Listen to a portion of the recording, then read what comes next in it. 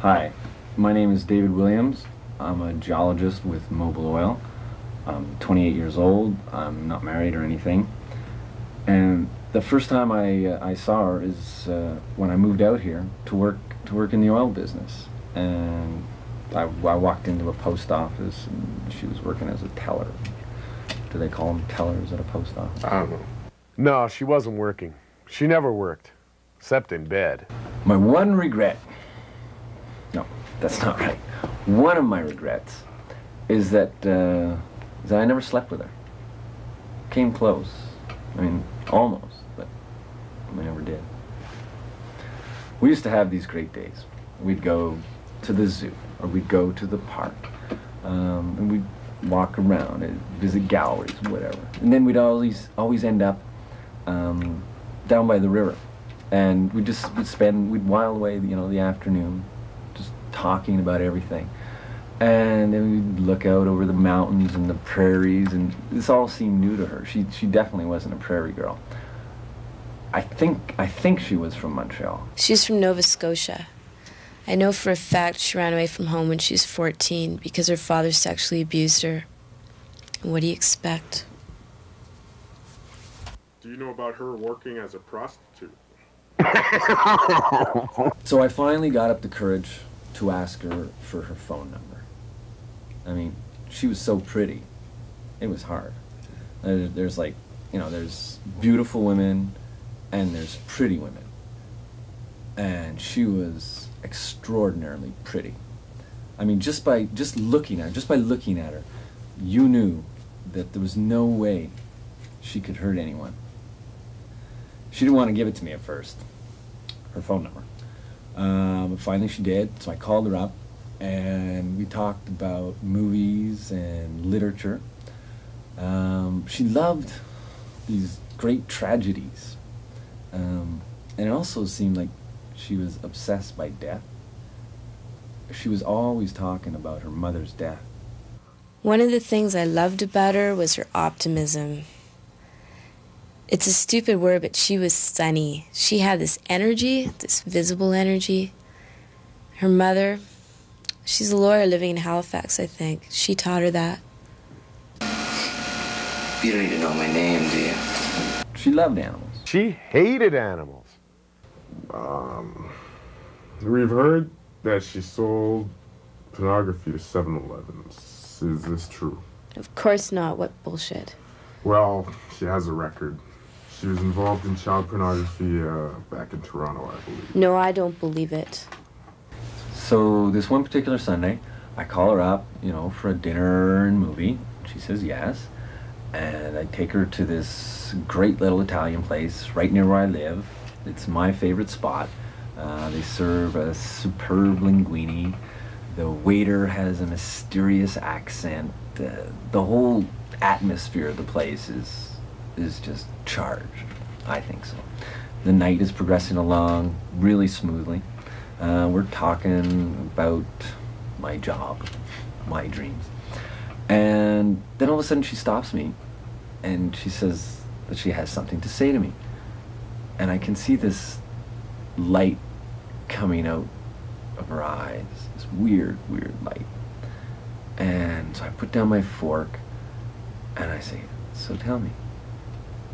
She says that she fell in love with a man who she met last night.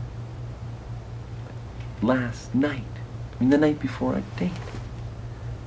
And furthermore, this guy made incredible love to her and made her feel the best she had in years. And so she says that it's probably not a good idea for her to see me anymore. It was like somebody driving their boot through my gut, man. And that was the first time I realized that I loved her. One day, I went over to her apartment to pick her up. We were going to Wilderness Committee meeting. And just before we left, she got a phone call. And she argued violently with the person for several minutes. And she slammed the phone down. And she looked at me. And then the phone started to ring again. She just let it ring. And all of a sudden, she came over to me, and she threw her arms around me, and she hugged me. That's my favorite story about her. She weighed 112 pounds at one time. How'd you meet her? We attended the same NA meetings together. That's Narcotics Anonymous. Well, what was she addicted to? Death. Everything. I never seen a girl with so many addictions. How'd you know how much she weighed? It's one of those things. She was really the healthiest person I've ever met. So after quitting her job at the post office, what did she do? She was on UI for a while. Then she got a job in a nightclub waitressing. She met a lot of weird men there. Do you know why she quit her job at the post office? She never said. She wasn't comfortable.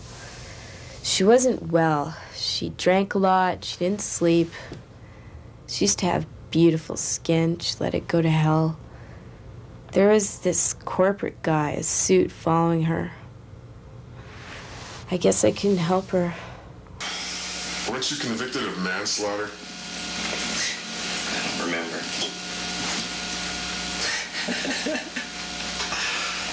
She completely disappeared. She quit her job. No one knew anything about her. No one knew where she was at or what she was doing. I was going out of my head worrying about her. I felt lonely.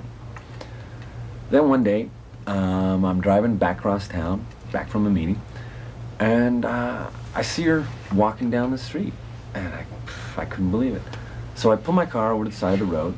I get out, and I mean, I had to be back to my office like within about 10 minutes, and things weren't going too well there, as you can probably imagine. Anyways, and so, but then I started following her.